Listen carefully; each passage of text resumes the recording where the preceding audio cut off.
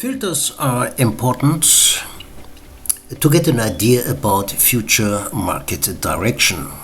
In this video I'm going to show you how to create a filter on the Go charting software. Firstly, you go to the compare function, give in a filter, make a right click on the right axis and choose linear scale. After that, you make a right click on the filter and send it to the left side. Now you can compare the filter with the instrument you are trading, making further analytic steps.